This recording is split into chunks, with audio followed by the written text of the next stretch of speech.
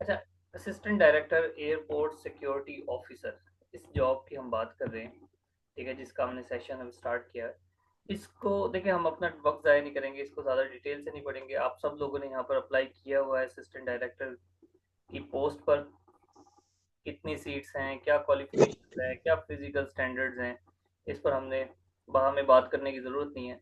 हाँ, अगर बात करनी है या आपने ही देखना है, तो आप लोगों को ये देखना है कि जिस तरह अब यहाँ कोई केपीके से है, कोई सिंध से है यकीनन, तो आपने देखनी है कि सिंध रूरल में कितनी सीट्स हैं, ठीक है। इस्लामाबाद इस्लामाबाद का जो होता है कोटा, वो पंजाब का कोटे में शामिल होता है इस्लामाबाद, ठीक है। बलूचिस्तान में कितनी सीटें हैं, तो ये आप लोगों ने यकीनन यकीनन देखी होंगी और उसको नोट डाउन भी किया होगा। हमारा जो कंसर्न है अब, क्योंकि उस प्रोसेस से हम गुजर चुके हैं, अब हमारा कंसर्न है इसके सिलेबस से रिलेटेड, ठीक है। इसके सिलेबस क्या है, उस पर हमने फोकस करना है। याद रखें कम्पिटिटिव एग्जाम्स में जहाँ ये बात इंपॉर्टेंट है कि क्या करना है, वहाँ ये बात भी इंपॉर्टेंट है कि क्या नहीं करना। बहुत सारे स्टूडेंट्स बात कर रहे होते हैं कि सर हमें बुक्स बता दें। तो बुक्स मार्केट में सिर्फ पेजेस भरे होते हैं बुक्स में, कि वो नंबर ऑफ पेजेस जितने ज़्यादा होंगे, बुक जितनी ज़्यादा थिक होगी, उतनी ज़्यादा सेल होगी। हाँ, दूसरा उनका क्या होता है कि जितना ज़्यादा मटेरियल एक बुक के अंदर इंक्लूड कर देंगे वो, उसके बाद उनके उनका एक्सक्यूज़ होगा, देखें पेपर तो हमारे पास इसी बुक में से है, क्लियर है। बहरहाल, हम आपको खुद नोट्स देंगे, जिस तरह ये वोकेबलरी, ग्रामर यूसेज,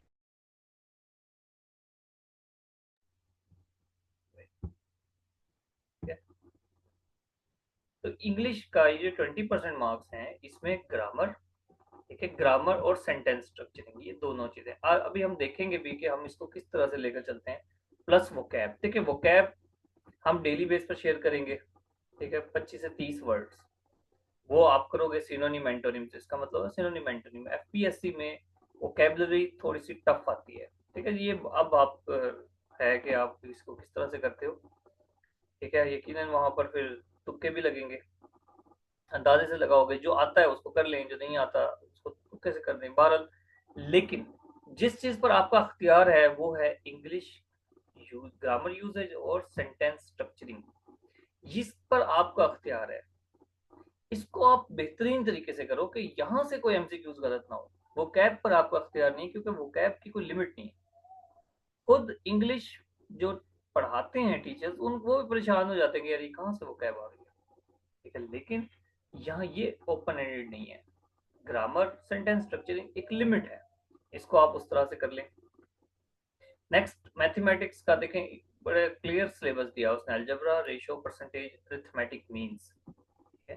तो ये बड़ा क्लियर सिलेबस है। आप इस लिमिटेड सिलेबस को इस तरह से तैयार करो, प्रैक्टिस करो, एक्सरसाइजेस करो।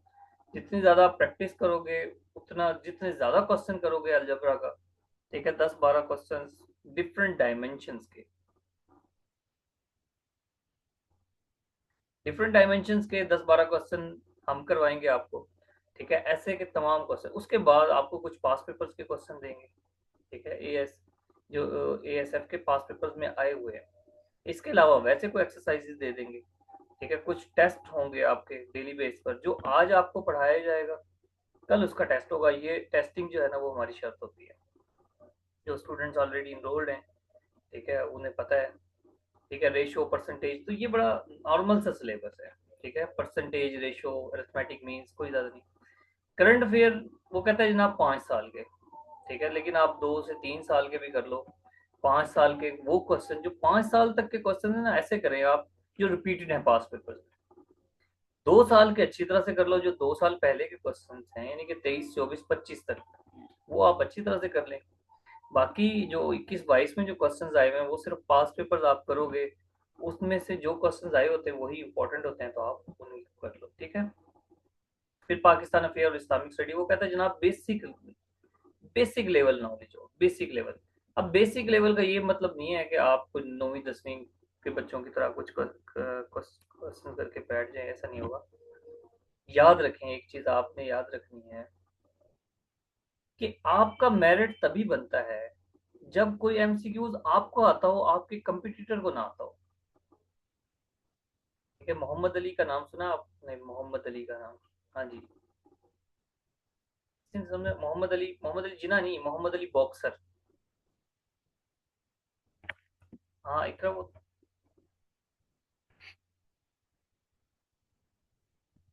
मोहम्मद अली बॉक्सर का नाम सुना है आपने? जो कॉम्पिटिटिव एग्जाम यस सर। तैयारी करते हैं स्टूडेंट्स, उन्होंने लाजमी सुना होगा। ठीक है। तो मोहम्मद अली बॉक्सर से किसी ने पूछा कि आप इतने मैचेस जीतते हो, आखिर क्या वजह है? वो कहता है जाहिर है कि एक ही वजह है कि मैं प्रैक्टिस, अपने कंपटीटर की निस्बत प्रैक्टिस ज्यादा करता हूँ। तो वो कहता है फिर आपके अंदर ये इतनी ज्यादा मोटिवेशन कहाँ से आती है? आफ्टर, ह्यूमन बॉडी है, वो थक जाती है, टायर्ड है, एग्जॉस्ट हो जाती है, तो आप में मोटिवेशन कैसे आती है इतनी प्रैक्टिस की? तो उसने कहा जब मैं प्रैक्टिस करके थक जाता हूँ तो थोड़ा सा रेस्ट करने लगता हूँ। जब मैं रेस्ट कर रहा होता हूँ तो मैं सोच रहा होता हूँ कि वो जो मेरा मद्दे मुकाबिल है, वो जो मेरा कंपिटिटर है, वो क्या कर रहा होगा इस वक्त। तो मेरे अंदर से रिस्पॉन्स आता है, वो यकीनन प्रैक्टिस कर रहा होगा। कि जब मैं ये सोचता हूँ कि मेरा कंपिटिटर प्रैक्टिस कर रहा होगा, तो फिर मैं तो रेस्ट कर रहा हूँ, इसका मतलब वो मुझसे जीत जाएगा। Clear, clear my point? तो वो उठता है, उठ के फिर एक्सरसाइज करता है, वो फिर रेस्ट करता है, और अगेन उसके जहन में यही आता है कि अभी भी मेरा कंपिटिटर प्रैक्टिस कर रहा होगा। देन ये भी प्रैक्टिस करता है, तो उसके विनर होने की यही रीजन है। तो हर वो एमसीक्यूज जो आपको भी आता है और आपके कंपिटिटर को भी आता है, वो इक्वल टू जीरो है। क्यों? क्योंकि वो आपको भी आता है, आपके कंपिटिटर को भी आता है। आपकी जीत तब है जब कोई क्वेश्चन आपको तो आता हो, आपके कंपिटिटर को ना आता हो। अच्छा, हम इसको सिर्फ बेसिक लेवल पर नहीं लेकर चलेंगे, हम इसको इन डिटेल देखेंगे, स्पेशली जो इसका जनरल जनरल इस्लामिक स्टडी। आप ये इन सब्जेक्ट को हम एक एक करके डिटेल से देखते हैं। डिटेल से तो नहीं, इसकी आउटलाइन देखेंगे और उसमें देखेंगे कि हम इसको किस तरह से पढ़ते हैं, आप किस तरह से पढ़ते हो, हम किस तरह से पढ़ाते हैं। बाकी सिक्योरिटी मेजर्स हैं वो यकीनन आपको इम्तियाज साहब कराएंगे। ठीक है, वो क्योंकि करंटली काम कर रहे हैं, जॉब कर रहे हैं, और इन लोगों की ट्रेनिंग होती है, जाहिर है जो फील्ड में होते हैं वो, उनकी ट्रेनिंग होती है और उनको इन डिटेल पढ़ाया जाता है। वो इस चीज़ को प्रैक्टिस कर रहे होते हैं, तो जब आपको ये पढ़ाएंगे तो आपको ऐसा लगेगा जैसे हम ऑलरेडी, वो आपके मतलब जहन में बिल्कुल कॉन्सेप्ट क्लियर हो जाएगा।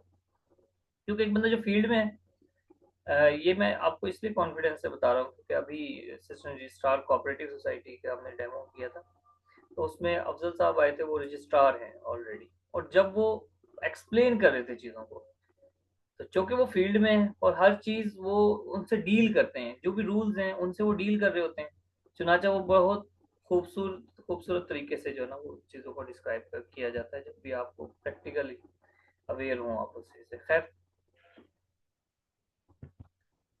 अब हमारी क्या मेथडोलॉजी है? नंबर वन तो ये देखें, इस्लामिक स्टडी को हम 8 लेक्चर्स में, ठीक है, डिवाइड करेंगे, जो भी सिलेबस है उसका। और इसी तरह पाकिस्तान स्टडी, उसके भी 8 लेक्चर्स होंगे। इंग्लिश, उसके 5 लेक्चर्स होंगे।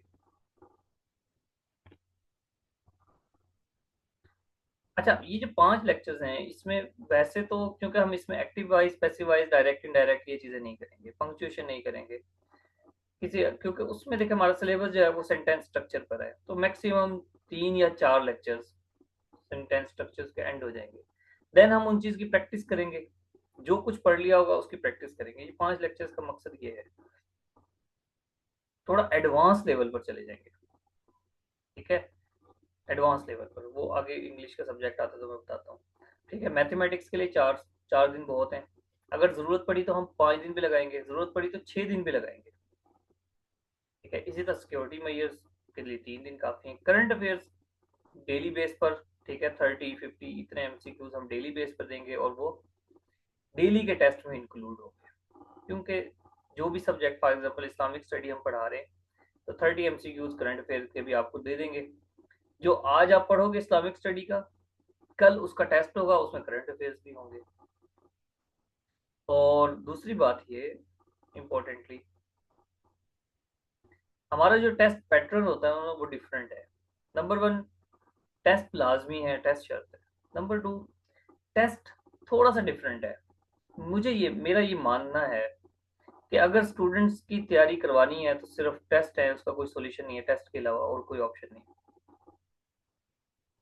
याद रखें, ये जितने भी सब्जेक्ट्स हैं, या आप, तो आप लोग हो, आप मास्टर्स भी कर चुके होंगे, आप कहीं पढ़ा भी रहे होंगे, आप बड़े बड़े, ठीक है, या हो सकता है कोई आप में से गवर्नमेंट जॉब होल्डर भी हो, क्योंकि मेरे कई स्टूडेंट हैं ऐसे जो 16 स्केल पर भी हैं ऑलरेडी, और वो भी पढ़ते हैं, तैयारी करते हैं।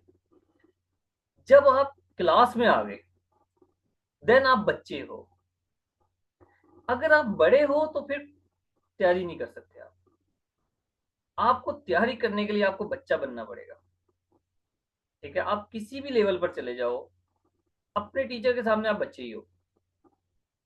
अब मैं अपनी असल बात पर आता हूँ कि ये जो सिलेबस है, ये जो एमसीक्यूज हैं, ये सब चीजें हमने पढ़ी होती हैं, लेकिन हम याद क्यों नहीं कर पाते? उसकी रीजन है कि हम उस पैटर्न को भूल जाते हैं, उस पैटर्न को हम फॉलो नहीं कर पाते जो हमने 9th 10th में और एफएससी में किया होता है। एफएससी की जो बुक्स हैं, एफएससी यानी कि 11th और 12th की बुक्स, मैं अक्सर ये बात रिपीट करता हूँ, बार बार बारहा कहता हूँ कि एफएससी यानी कि 11वीं और 12वीं की किताबें टोटल मिलाकर सीएसएस की पूरे सिलेबस की निस्बत बहुत ज्यादा मुश्किल और बहुत ज्यादा सिलेबस है। सीएसएस पाकिस्तान का सबसे बड़ा एग्जाम है, जिसमें जिसकी रेशियो, जो क्लियर करने की रेशियो है वो 2% है, 2.5 कह लें। ये सिर्फ 2.5% उस एग्जाम को क्वालिफाई करते हैं। और मैं चैलेंज कर रहा हूं कि एफएससी का सिलेबस सीएसएस की निस्बत ज्यादा टफ है, और ज्यादा, बहुत ज्यादा सिलेबस है। अब आप कहेंगे कि आप तो अजीब बात कर रहे हैं, अगर ज्यादा टफ है तो एफएससी हम कर लेते हैं, सीएसएस क्यों नहीं होता? तो भाई, अब उसका जवाब समझो।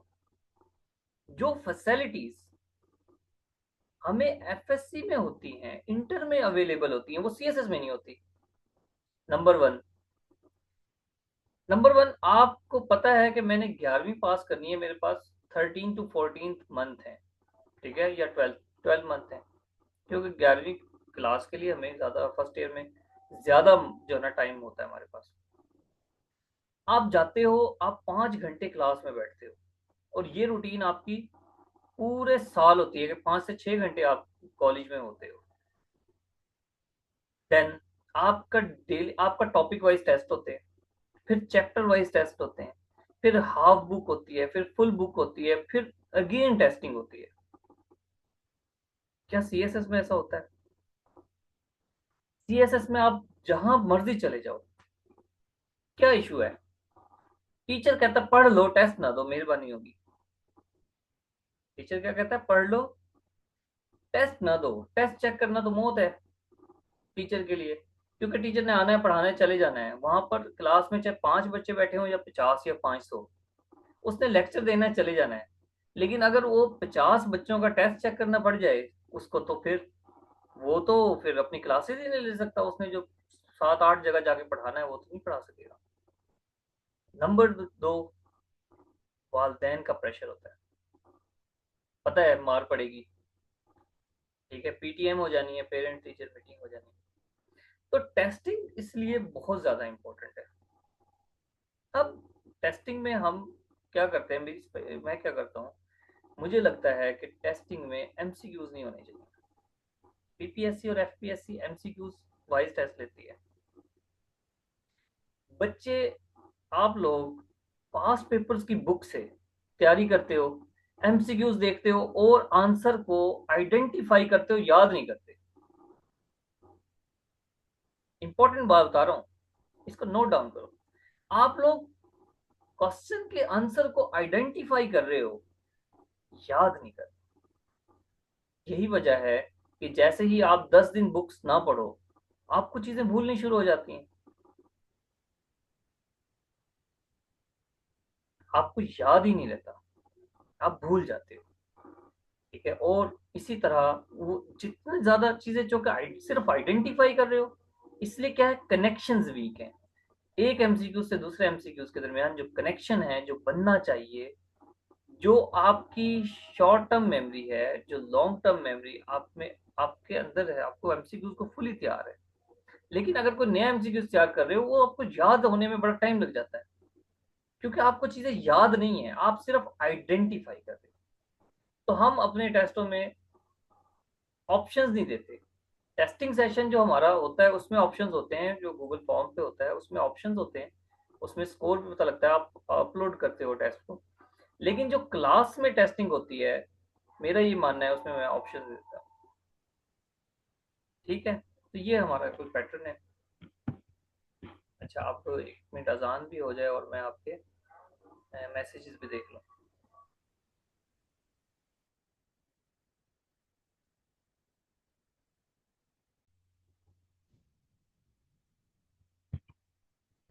इस्लामिक स्टडी, अब ये एक ऐसा सब्जेक्ट है, मैं आपको एक दिलचस्प बात बताता हूँ। जब मतलब मैं एक छोटे इलाके का पढ़ा हुआ हूँ, तो हम जब मैट्रिक हो गई तो फिर हम मूव हमने किया मेन सिटी की तरफ, डिवीजन की तरफ, हॉस्टलाइज हो गए। तो मैट्रिक के बाद जब मैंने एडमिशन लिया एक कॉलेज में, ठीक है, अपने सिटी में, तो मुझे लगा कि मैंने उर्दू पहली मर्तबा पढ़ी है। मुझे लगा कि मैंने उर्दू पहली मर्तबा पढ़ी है। और जब मैंने कम्पिटिटिव एग्जाम्स की तैयारी की, जब मैंने कम्पिटिटिव एग्जाम्स की तैयारी की, ठीक है, और हमारे टीचर ने जब हमें इंडो पाक हिस्ट्री पढ़ाई, तो मुझे लगा कि मैंने ये मुताला पाकिस्तान पहली मर्तबा पढ़ा है। तो यहाँ थोड़ा सा पैटर्न डिफरेंट होता है। जब आप कम्पिटिटिव एग्जाम्स की तैयारी कर रहे होते हो, तो पैटर्न डिफरेंट होता है। क्लास में मुझे सॉरी,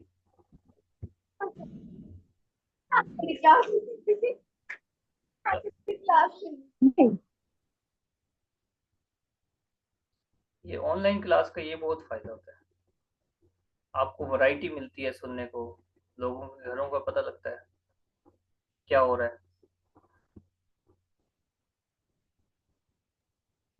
अच्छा, हाँ जी, बोलो बोलो अमन, क्या कह रही मैंने कहा सर ऐसा ही है। हो? ओके। अच्छा भाई, इस्लामिक स्टडी का जो सिलेबस है हम उसको देखेंगे डिवाइड करके। आप सल्लल्लाहु की लाइफ से पहले जितने भी प्रॉफिट आ गए हज़रत आदम अलैहिस्सलाम से लेकर नबी पाक सल्लल्लाहु तक, फिर आप सल्लल्लाहु की ज़िंदगी को देखेंगे कंप्लीट, नबी पाक सल्लल्लाहु की पैदाइश, और आप सल्लल्लाहु की जो वाइफ्स थी कंप्लीट, मतलब जो भी हिस्ट्री है। उसके बाद इस्लामिक हिस्ट्री देखेंगे, नबी पाक सल्लल्लाहु के बाद जो सहाबा कराम आए, ठीक है, फिर अब्बासी दौर, उमवी दौर आया, अब्बासी दौर आया, फिर सल्तनत उस्मानिया आ गई। इसको हम कंप्लीट देखेंगे, ठीक है। देन इसका हम कुछ जनरल एमसीक्यूज करेंगे। इसके लिए लेक्चर की जरूरत तो नहीं होगी, हम वैसे को फाइल शेयर कर लेंगे, ठीक है। जिस तरह कुरान पाक से रिलेटेड कोई एमसीक्यूज हो गए, हदीस से रिलेटेड हो गए, जो पास पेपर में पूछा जाता है, कई तो जनरल एमसीक्यूज है, ठीक है। अकाइद के हवाले से हो गए, तो वो हम फिर जनरल हैं, वो आप फाइल शेयर करेंगे, आपका टेस्ट लेंगे, चाहे उसको तमाम लेक्चर्स में डिवाइड कर लेंगे इस फाइल को। पर जो है लेक्चर के लिए वो ये काफ़ी होंगे। देखिए, मेरी कोशिश होती है कि स्टूडेंट की अटेंशन, कंसंट्रेशन क्लास के दौरान टूटे ना। अगर किसी स्टूडेंट की कंसंट्रेशन टूट गई, ब्रेक हो गई, मुझे लगता है कि वहाँ किसी टीचर में कमी है। ज़रूरी नहीं कि हमेशा टीचर में ही कमी हो। अगर एक टीचर 30 स्टूडेंट्स को पढ़ा रहा है, 30 स्टूडेंट्स, उसमें से सबको समझ आ रही है, किसी एक बच्चे को ऐसा है कि नहीं समझ आ रही, तो इसका मतलब टीचर में फॉल्ट नहीं है, बच्चे का इशू है, ठीक है। तो हम टीचर को भी ब्लेम नहीं कर सकते। लेकिन मेरी कोशिश होती है कि जब लेक्चर एंड हो, तो आप इतना इंटरटेन हो चुके हो कि आपको चीजें बार बार रिकॉल हो रही हो कि अच्छा ये पढ़ा था यार, अच्छा ये पढ़ा था, ठीक है। जिस तरह आदम अलैहिस्सलाम से हम स्टार्ट करेंगे, फिर ये हूद अलैहिस्सलाम का के बारे में आ जाता है, ठीक है। इनके बारे में ये कौम आद है, कौम आद जो बहुत बड़े बड़े इनके वजूद होते थे, ठीक है। तो अब हर एक एक टॉपिक को हम डिटेल से तो नहीं कर सकते, जस्ट हम पैटर्न बता रहे हैं आपको कि हम किस तरह से पढ़ाते हैं और आप किस तरह से पढ़ते हो, ठीक है। हज़रत हूद अलैहिस्सलाम, उनका जो असल नाम था वो आबिर था। ठीक है, कहाँ पैदा हुए? यमन में। तो आप थोड़ा सा मैप देख लें, क्योंकि अगर हमें किसी चीज़ का पता है तो वो है मक्के मुकरमा का, मक्का मुकरमा या मदीना, हमें यही पता है। ठीक है, तो यमन कहाँ एग्जिस्ट करता है, क्या लोकेशन है, ये जो इसके लिए थोड़ी बहुत ज़रूरी है, थोड़ा आप देख लेते हैं कि ये कहाँ पर है। इससे क्या होता है, आपका थोड़ा इंटरेस्ट क्रिएट होता है। और ये मैप आप बनाओगे भी, सिर्फ देखने के लिए, एंजॉय करने के लिए नहीं है, ये मैप्स भी आप बनाओगे। ठीक है, और अगर किसी की ड्राइंग अच्छी नहीं भी है, आप एक बड़ा सारा आदमी बना दो, कौमे आद बना दो, अपने नोट्स को बिल्डअप करो, अपने नोट्स एट्रैक्टिव बनाओ, कलरफुल बनाओ, और कंप्रीहेंसिव बनाओ, एक्सक्लूसिव बनाओ। मीन कि आपके जो नोट्स हैं वो कंप्लीट होने चाहिए, फिर आपको जरूरत ना पड़े। ठीक है, कि आप कहीं किसी वेबसाइट से सर्च कर रहे हो, कोई बुक ढूंढ रहे हो, मेरे पास मैसेज आते हैं, सर बुक बता दें। तो आप बुक नहीं, आपने एक सोर्स बनाना है, सिर्फ अपने नोट्स। आपके नोट्स एक्सक्लूसिव होने चाहिए आपके। जब पेपर सर पे आए, ठीक है, याद रखेंगे आपने सिर्फ एडीएसएफ का पेपर तो नहीं देना ना। ठीक है, कुछ स्टूडेंट्स हैं आपको जो सीएसएस वाले, उनका एमपीटी भी होगा। कुछ स्टूडेंट्स हैं जो पीपीएससी के पेपर भी देंगे, कुछ स्टूडेंट्स हैं जो एफपीएससी के डिफरेंट पोस्ट पे पेपर्स देंगे, कुछ डिपार्टमेंटल, ठीक है, टेस्ट में भी compete करेंगे। तो जहां पर सिर्फ इस्लामियात लिखी हो, तो आपका आपके जो नोट्स हैं वो इतने ज्यादा एक्सक्लूसिव होने चाहिए कि आप बस रजिस्टर उठाओ, उसको पढ़ो, आप कहो कि इस्लामियात से कोई क्वेश्चन मेरा गलत नहीं हो सकता। आप एक बड़ी सारी कोई ड्राइंग बना दो, उसमें मतलब बंदा बना दो, कौमे आद नजर आ रही हो, तो जब आप अपना रजिस्टर ओपन करोगे तो आपको मजा आएगा। क्लियर है कोई बात?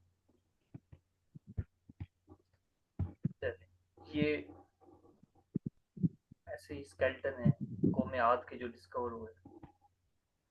फिर हजरत सालेह अलैहिस्सलाम, ठीक है, सालेह अलैहिस्सलाम कौम समूद, इनसे रिलेटेड, जो पहाड़ों में घर बनाए, ये कौम आद की एक्सटेंशन है, समझ लें, उनकी नस्लों में से थे। फिर ये ओज बिन अनक,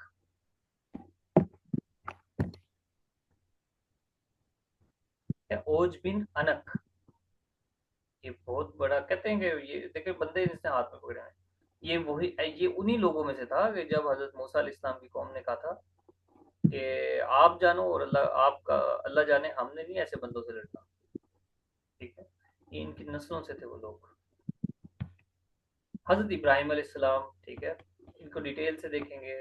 इब्राहिम अलैहिस्सलाम, फिरौन, नमरूद, आपकी एज क्या थी, आपकी वाइफ किस वाइफ से कौन से, ठीक है, बेटे हुए, हज़रत इस्माइल और हज़रत इसहाक, इनकी डिटेल देखेंगे कंप्लीट। असल है ये मैप, देखें, ये हाथ से बनाया मैप है। ठीक है, कहाँ से आप चले, कहाँ पे नबूवत, ये आपने जो हिजरत की, फिर यहाँ पर फ़लस्तीन आ गए, मिस्र भी गए थे, फिरौन के साथ जो इंटरेक्शन हुआ वो क्या था।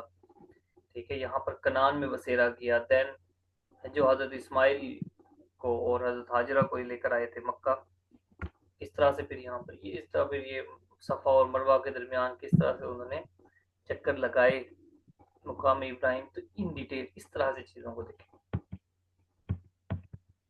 ठीक है, फिर हमने वो जो आप के बाद की, या आप की जो लाइफ से रिलेटेड हिस्ट्री है, उसको हम ईयर वाइज पढ़ेंगे, फर्स्ट हिजरी, थर्ड हिजरी, फर्स्ट नबवी, सेकंड नबवी। ठीक है, इसे 13 नबवी के बाद हिजरी, पहली हिजरी, दूसरी, तीसरी हिजरी, इस तरह हम ईयर वाइज पढ़ेंगे। ठीक है, अब इसी में हमारा ये जनरल एमसीक्यूज भी हो गए। थर्ड हिजरी आ गई तो लॉ ऑफ इनहेरिटेंस कब आए थे? ये थर्ड हिजरी में आए थे। हजरत हफ्सा से कब मैरिज हुई आपकी? थर्ड हिजरी में। ठीक है, तो इस तरह से हम चीजों को लेकर चलते हैं। और जब यहाँ पर ये जंग होती है, बैटल ऑफ ओहद, और आपने वो जो किस्सा सुना होगा कि हजरत खालिद बिन वलीद ने, ठीक है, पहाड़ी के पीछे से वो जो इंतजार कर रहे थे कि कब ये तीर अंदाज उतरे और मैं हमला करूं, तो ये इस तरह से एक सिचुएशन थी, ये मुसलमानों की आर्मी थी ये। ठीक है, और यहाँ पर तीर अंदाज थे, तो हजरत खालिद बिन वलीद ने यहाँ से मूव करके मुसलमानों की पीठ पे आ गए थे।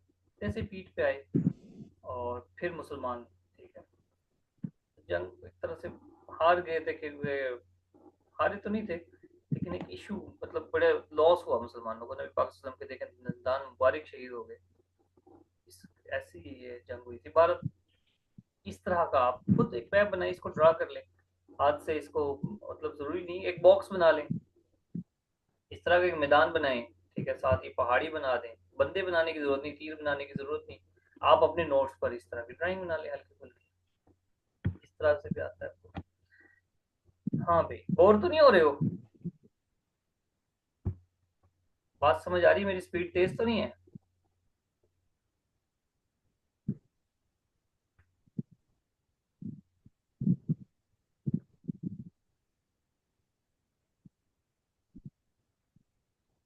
हाँ भाई।